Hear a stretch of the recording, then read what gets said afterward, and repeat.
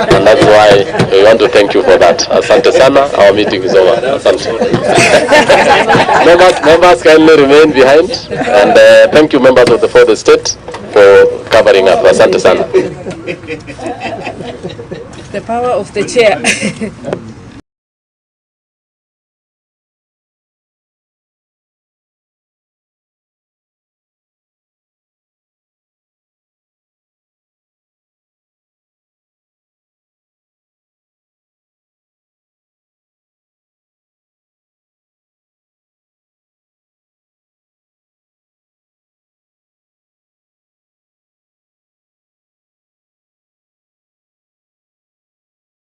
As I said, luckily,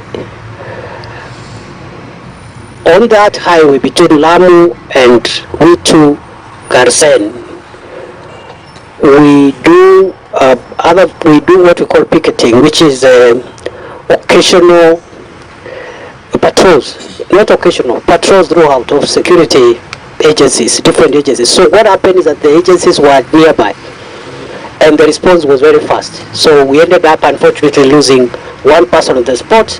Another one died on the way to hospital because they were shot in the head.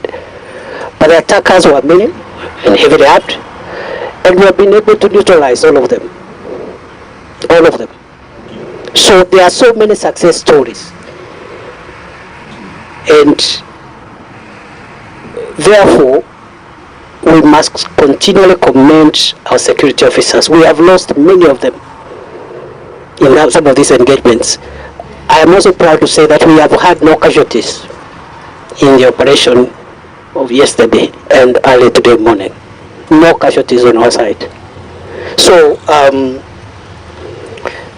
many of these terrorists have been brought to book in one way or the other. That is my answer.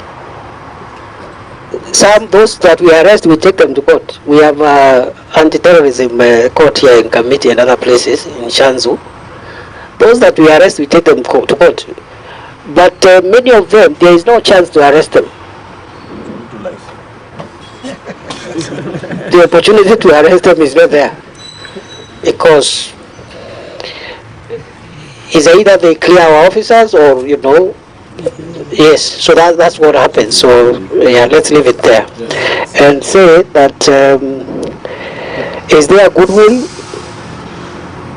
Again, I am reluctant to blame any particular person without evidence, but let me put it this way, that the Al-Shabaab and other terrorists cannot succeed unless they are aided and abetted by some of us, members of our society, who give them food, intelligence, and other local information. That is the truth. Let's be honest with each other. And it doesn't have to be a politician or a chief.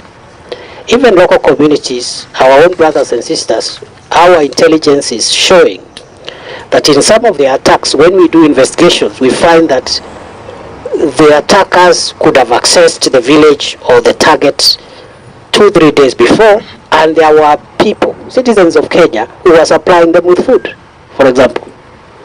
Kenyans, for money.